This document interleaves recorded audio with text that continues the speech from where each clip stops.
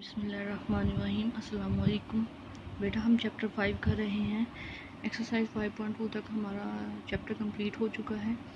Exercise 5.3 पे जाने से पहले हम दो थ्योरम को डिस्कस करेंगे, जिनमें एक रिमाइंडर थ्योरम है और एक फैक्टर थ्योरम है। रिमाइंडर थ्योरम कहता है स्टेटमेंट है उसकी, if a polynomial p of x is divided by a linear divisor x minus a, then a remainder is p of a। कहता है पॉलिनोमियल p of x हो, उसको divide करें लीनियर डिवाइजर हो x minus a, then remainder is p of a। तो remainder क्या होना चाहिए? p of a। अब हमने फार्मूला पढ़ा हुआ है, डिवाइडेंड इक्वल होता है divisor multiply quotient plus remainder. p of x एक पॉलिनोमियल है, कहता है उसको डिवाइड करना है linear polynomial x minus a पे, तो बच जाता है वो क्या है? रिमाइंडर। ये क्या है? क्वोशिएंट। तो डिवाइडेंड होता है अंदर वाला, फार्मूला बता रही हूँ, डिवाइडेड होता है अंदर वाला इज इक्वल टू डिवाइजर जिस पे हम डिवाइड कर रहे हैं, जिससे डिवाइड कर रहे थे क्वोशिएंट ये वाला, और प्लस रिमाइंडर जो बच जाता है। ठीक है, अब देखें बेटा, उसने कहा है कि polynomial of p of x, उसको हम लीनियर डिवाइजर पे डिवाइड करें तो रिमाइंडर जो बच जाता है वो क्या है? रिमाइंडर। अब देखें कि डिवाइडेंड क्या है यहाँ पे? p of x, divisor x minus a, quotient क्या है? q of x, और रिमाइंडर क्या है? r, वो पुट कर दिया। ठीक है, अब देखें कि किस पे हम डिवाइड कर रहे थे? हम कर रहे हैं x माइनस ए पे, यही है ना, ये देखें x माइनस ए पे। इसको आपने रिमाइंडर फाइंड करने के लिए आप क्या करेंगे? जब आपने रिमाइंडर फाइंड करना है, आप जिस पे डिवाइड कर रहे होंगे आप उसको ज़ीरो को इक्वल रखेंगे। ठीक है, जब ज़ीरो को इक्वल रखेंगे तो यहाँ पे x का आंसर क्या आ जाएगा? a। आप x की जगह a पुट करेंगे, जहाँ जहाँ x है वहाँ वहाँ a पुट कर दें, तो ये प्लस का माइनस का एक ख़त्म होकर ज़ीरो आ गया। Multiply q a plus r, जब इससे ज़ीरो से मल्टीप्लाई हो जाएगा ये ज़ीरो हो जाएगा, यहाँ पे r अकेला रह जाएगा। उसने यही बोला था, रिमाइंडर क्या बच जाता है? p of a। उसने ये था कहा remainder is p of a, तो p of a क्या है हमारे पास? रिमाइंडर आ गया। ठीक है, ये था इसका प्रूफ, हमने इसका प्रूफ किया है। उसने स्टेटमेंट में कहा था कि पॉलिनोमियल को अगर लीनियर डिवाइडर पे डिवाइड करें तो हमारे पास रिमाइंडर p of a बचता है। तो हमने ऐसे डिवाइड करके देखा और फिर इसका प्रूफ भी देखा फार्मूले से, तो क्या बच गया? p of a किसके इक्वल आ गया? r के। एक एग्जांपल से इसके समझते हैं इसको। हमारे पास एक पॉलिनोमियल है p of x, x cube minus 3x square minus x plus 5 over g of x is equal to x plus 1। ये हमारे पास पॉलिनोमियल है, इस पर हमने क्या करना है? डिवाइड करना है। इसको अंदर रख के इस पर डिवाइड करते हैं।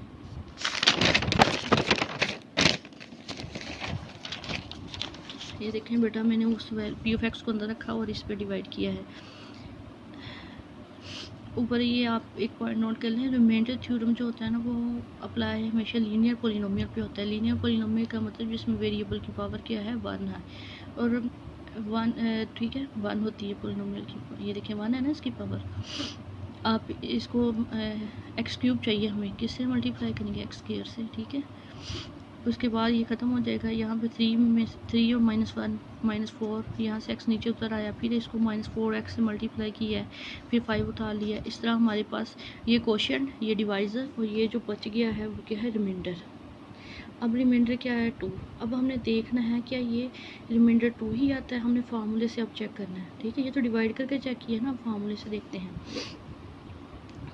अब देखें कि x प्लस 1 को इज इक्वल टू -1 रखा, फार्मूले में पुट करें। वैसे ही फार्मूला जो था p of x, वो डिवाइडेंड क्या फार्मूला था कि dividend is equal to divisor multiply quotient plus remainder. ठीक है, उसके मुताबिक आप फार्मूले में पुट करें, x की जगह -1 पुट करें और इसको सोल्व करें तो क्या रिमाइंडर आ जाता है? 2।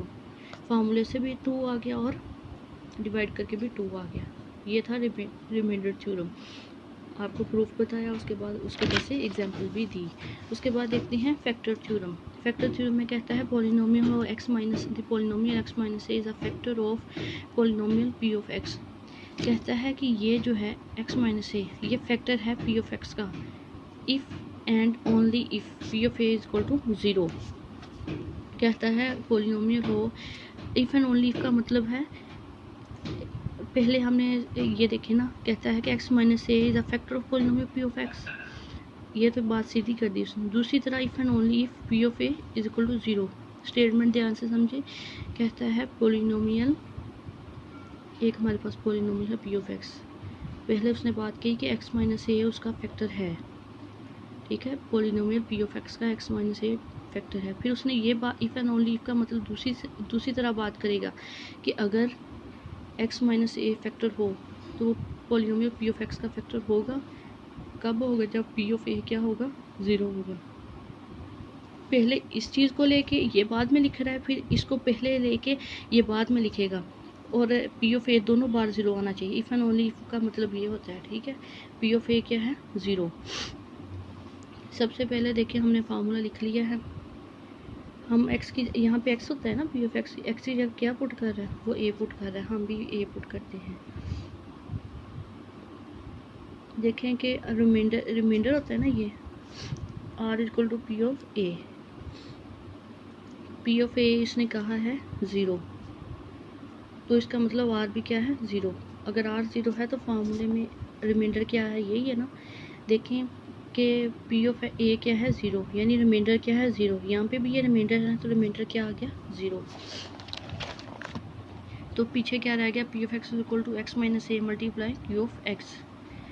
मतलब कि अब 18 है तो 3 6 आर 18, यानी 18 का फैक्टर 3 भी है और 6 भी है। इसी तरह इस पोलिनोमियल का फैक्टर ये भी है और ये भी है, ठीक है बेटा। हमने फैक्टर थ्योरम पढ़े ना, हमने फैक्टर देखने हैं कि ये एक पोलिनोमियल है, उसका फैक्टर ये भी है, ये भी है, ठीक है। जिससे 18 का फैक्टर 3 और 6 है। एग्जाम्पल देखते हैं। एक हमारे पास वैल्यू है एक्स माइनस ए, कहता है is a factor of this.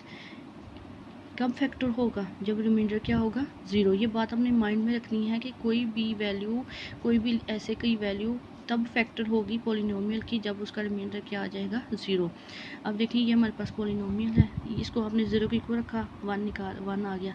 X की जगह 1 पुट करें, आंसर क्या आ गया? 0। अगर आपका आंसर 0 आता है, अगर आपका आंसर 0 आता है, यानी आपका रिमाइंडर क्या आता है? 0 आता है, तो आप कहेंगे कि x minus A is a factor of this, या कोई भी वैल्यू वो फैक्टर होगी। फैक्टर कब होगी? जब रिमाइंडर क्या होगा?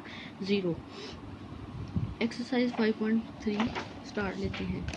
कहता है use a remainder theorem to find the reminder.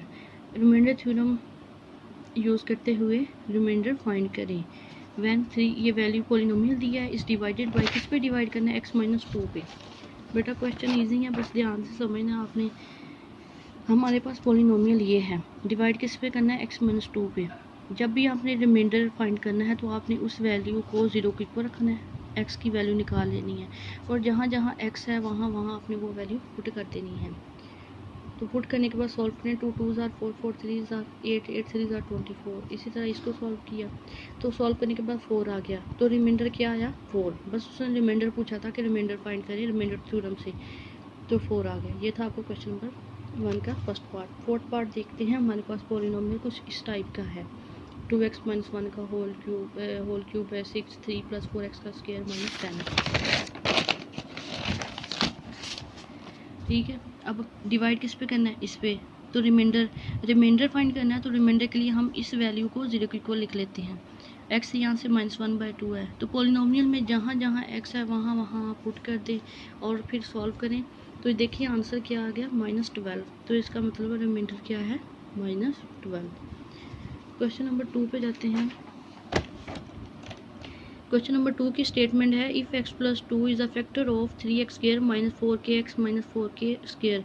अब उसने कहा ये फैक्टर है इसका, find the value of k की वैल्यू फाइंड करें। उसने पहले ही बता दिया है कि ये इसका फैक्टर है। क्या करना है? पॉलिनोमियल हमें गिवन है, फैक्टर उसने कहा इसका फैक्टर है, तो ये -2 की कोल आ गए। जहाँ जहाँ x है वहाँ आप -2 पुट कर दें, ठीक है। पुट करने के बाद देखें हमारी k की फॉर्म में आ गई है वैल्यू। यहाँ से 4 कॉमन ले लें, 4 इधर आके 0 हो गया। इसकी फैक्टराइजेशन करें, 3 1s are 3, 3 में से 1 निकाल दें, 2 भी बच जाता है, ठीक है। अब आप क्या करेंगे कि कॉमन ले लेंगे, k -3 दोनों सेम है ब्रैकेट में, इसको एक बार लिख लें, ब्रैकेट से बाहर वाला लिख लें, ठीक है। इसको 0 को रख लें, तो इसको भी और इसको भी। k का आंसर k की वैल्यू फाइंड करनी थी, k की आंसर आ गया -1 और 3। ये था हमारा क्वेश्चन नंबर 2। क्वेश्चन नंबर 2 का फर्स्ट पार्ट बेटा मैंने करवा दिया, सेकंड पार्ट आप खुद करेंगे। थर्ड क्वेश्चन देखते हैं। Without actual long division determine whether. हमने लॉन्ग डिवीजन मेथड से नहीं करना, हमने सिंपली इसके फैक्टर्स फाइंड करने हैं।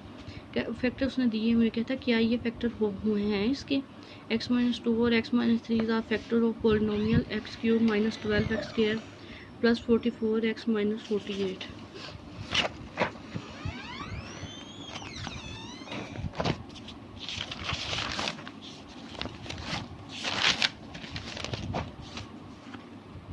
हमारे पास पॉलिनोमियल है। सबसे पहले उसने x-2 और x-3 दिया है ना, हम x-2 के लिहाज से भी देखेंगे, हम x-3 के लिहाज से भी देखेंगे।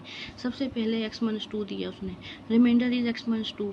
तो x-2 को 0 की को रखें तो क्या आ जाता है, 2 आ जाता है। तो आप जहाँ जहाँ x है वहाँ 2 पुट करें तो 0 आ गया। अगर 0 आ जाता है, अगर देखिए सिंस रिमाइंडर इज 0, तो इसका मतलब x-2 is a factor of p of x।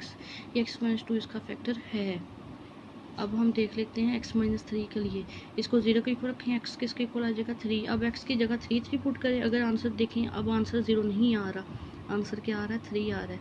तो इसका मतलब x-3 इसका रिमाइंडर फैक्टर नहीं है। रिमाइंडर हमारा 3 आया है, तो x-3 is not a factor of p of x। मैंने आपको बताया था जब रिमाइंडर 0 आएगा तब ही फैक्टर होगा, अदरवाइज फैक्टर नहीं होगा। इस तरह क्वेश्चन नंबर 3 का फर्स्ट पार्ट मैंने आपको कर दिया। इसी तरह आपने ये वाला खुद कर लेना है। आपने इसके लिए भी चेक करना है, इसके लिए भी, इसके लिए भी।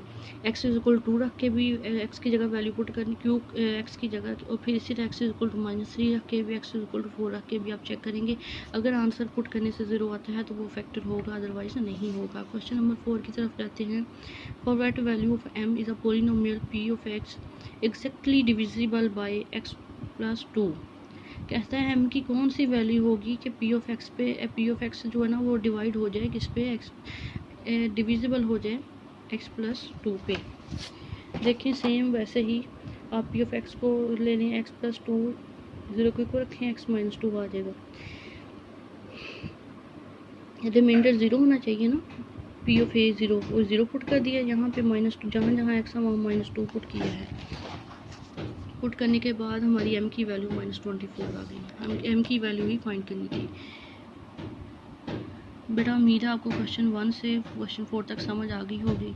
आज की डायरी है factor theorem plus remainder theorem, इनका प्रूफ और exercise 5.3 question number 1 to question number 4। Thank you. अल्लाह हाफिज़।